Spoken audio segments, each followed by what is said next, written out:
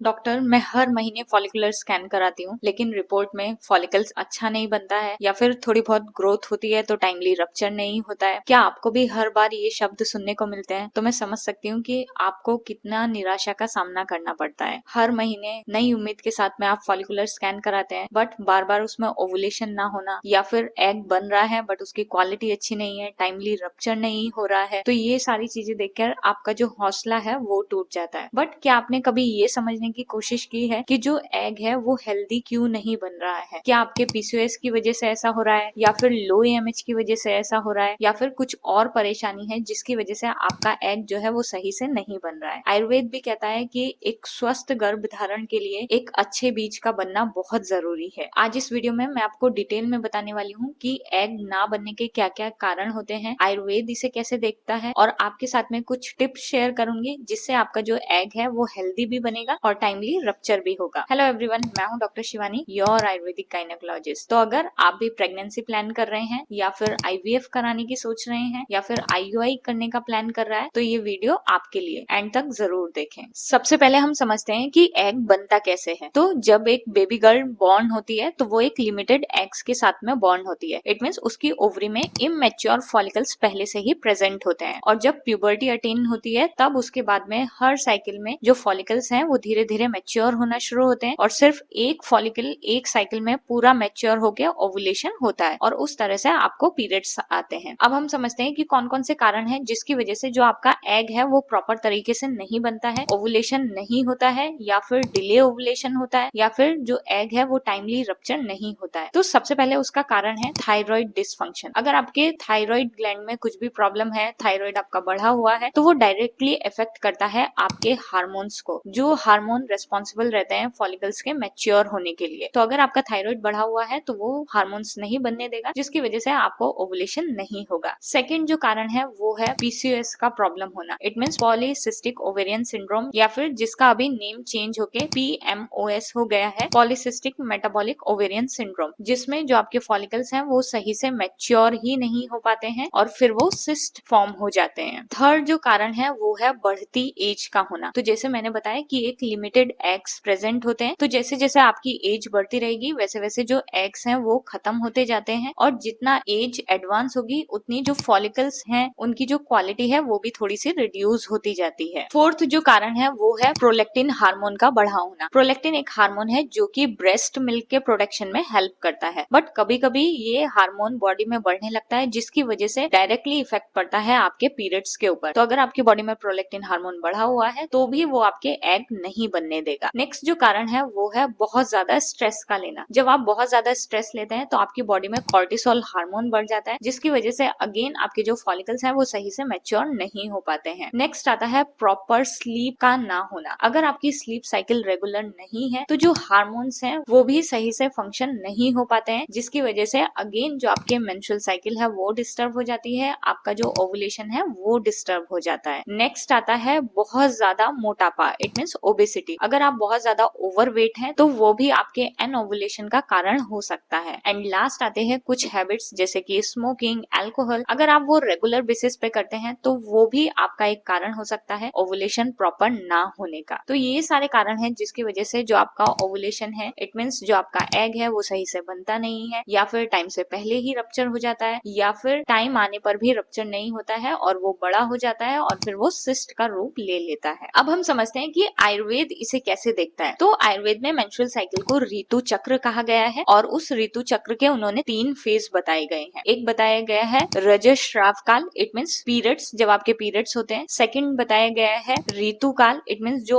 Ovulation का time है, और थर्ड बताया गया है ऋतु व्यतीत काल, इट मीन्स आफ्टर ओवुलेशन। और इन तीनों ही फेज में स्पेसिफिक दोषाज मेंशन किए गए हैं कि इन फेज में कौन सा दोष प्रीडोमिनेंट रहता है। तो ड्यूरिंग योर पीरियड्स जो वात दोष है वो ज्यादा डोमिनेंट रहता है। आफ्टर पीरियड्स जो आपकी बॉडी का कफ दोष है वो डोमिनेंट रहता है, और ओवुलेशन होने के बाद जो आपकी बॉडी का पित्त दोष है वो डोमिनेंट रहता है। तो अगर इन तीनों ही फेज में हम अपने इन तीनों दोष को कंट्रोल रखेंगे तो आपका जो ओवुलेशन है वो प्रॉपर होगा। स्पेशली पीरियड्स के बाद में जो आपका कफ दोष है वो सही से बैलेंस होना चाहिए। तो वात और कफ दोष अगर ये दोनों सही से बैलेंस रहेंगे तो आपका जो फॉलिकल्स है वो भी सही से बनेगा और टाइमली रप्चर भी होगा। इसीलिए आपने देखा भी होगा ड्यूरिंग ड्यूरिंग पीरियड्स वात दोष डोमिनेंट रहता है, और अगर हम ऐसी एक्टिविटी में इंडल्ज होते हैं जिसकी वजह से वात दोष और बढ़ेगा, जैसे कि पीरियड्स के टाइम पे बहुत ज्यादा ठंडी चीजें लेना, तो वो आपके पेन को बढ़ा सकता है या फिर आपके फ्लो को भी डिस्टर्ब कर सकता है। इसी तरह से पीरियड्स के बाद कफ दोष का बैलेंस होना जरूरी है, और अगर कफ दोष बैलेंस नहीं होता है तो उसकी वजह से क्या होता है कि जो फॉलिकल्स बनना होता है वो प्रॉपर नहीं बनता है, या फिर बनता है तो टाइमली रप्चर नहीं होता है। अब हम बात करते हैं कुछ टिप्स के बारे में जो कि अगर आप सही से फॉलो करेंगे तो जो आपका ओवुलेशन है वो प्रॉपर होगा। सबसे पहली जो टिप है वो है कि आपके जो डाइजेशन है वो प्रॉपर होना चाहिए। तो अगर आपका भोजन सही से नहीं पच रहा है तो आपकी बॉडी में टॉक्सिन्स बनना शुरू हो जाएंगे एंड अगेन वो आपके ओवुलेशन को इंटरप्ट करेंगे। तो इसके लिए आपको क्या करना है, एक तो ताजा भोजन करना है, बासी रखा हुआ खाना बिल्कुल ना खाएं, बाहर का खाना ना खाएं, ओवर ईटिंग बिल्कुल भी ना करें, जितनी भूख है उतना ही ले, और सबसे इम्पोर्टेंट टाइम पे भोजन करें, बहुत ज्यादा लेट खाना ना खाएं। सेकंड टिप जो है वो ये है कि आपको अपनी डाइट थोड़ी सही करनी है। डाइट में कुछ ऐसी चीजें ऐड करनी है जो कि फाइटोएस्ट्रोजन रिच रहे और आपके ओवुलेशन को सपोर्ट करें। तो सबसे पहले खाने में देसी घी जरूर ऐड करें, पर बहुत ज्यादा मात्रा में नहीं लेना है, डेली का 1 से 2 टेबल स्पून ही डाइट में ऐड करना है। सेकेंड थिंग, ड्राई फ्रूट्स में जो बादाम है वो ऐड करें, अंजीर ऐड करें और ब्लैक रेजिन्स जरूर ऐड करें। थर्ड, अगर हम सीड्स की बात करें तो flax seed and black sesame seeds जरूर ऐड करें, वो आपके ओवुलेशन में बहुत हेल्प करती हैं। फ्लैक्स सीड को आपको ऐसे ही नहीं लेना है, दोनों सीड्स को थोड़ा सा रोस्ट करके रखें और उनका पाउडर बना लें, और फिर वो एक एक चम्मच आपको थोड़े से गर्म पानी के साथ में लेना है। नेक्स्ट, आपको आंवला अपनी डाइट में जरूर ऐड करना है। आंवला में बहुत सारे एंटीऑक्सीडेंट्स प्रेजेंट होते हैं, विटामिन सी से रिच रहता है जो कि आपके ओवुलेशन में हेल्प करेगा। दालों की अगर हम बात करें तो उसमें मूंग जरूर ऐड करें, वो बहुत ही इजीली डाइजेस्टेबल प्रोटीन है, तो वो अगर आप लेंगे तो वो भी आपके ओवुलेशन में हेल्प करेगा। एंड साथ में ऐड करें ग्रीन वेजिटेबल्स एंड बीटरूट। तो ये सारी चीजें आप अपनी डाइट में जरूर ऐड करें। थर्ड जो टिप है वो है आपको अपने स्ट्रेस को कम करना है। स्ट्रेस को कम करने के लिए क्या कर सकते हैं आप, तो अर्ली मॉर्निंग आपको 10 से 15 मिनट मेडिटेशन जरूर करें। कुछ ब्रीदिंग एक्सरसाइज जैसे कि प्राणायाम है, अनुलोम विलोम है, भ्रामरी प्राणायाम है, ये जरूर इंक्लूड करें, क्योंकि जितना आपका स्ट्रेस कंट्रोल रहेगा उतने ही आपके हार्मोन्स जो है वो बैलेंस रहेंगे। नेक्स्ट जो टिप है वो है प्रॉपर स्लीप का होना। तो आपकी जो स्लीप साइकिल है वो प्रॉपर होनी चाहिए। रात को आपको मैक्सिमम 10:30 तक सो जाना है और मॉर्निंग में जल्दी उठना है। अगर बाई चांस आपको नींद अच्छे से नहीं आती है या आपकी जो स्लीप है वो डिस्टर्ब रहती है तो उसके लिए आप ये टिप फॉलो कर सकते हैं। रात को सोने से पहले अपने पैरों को अच्छी तरह से धोएं और उन पे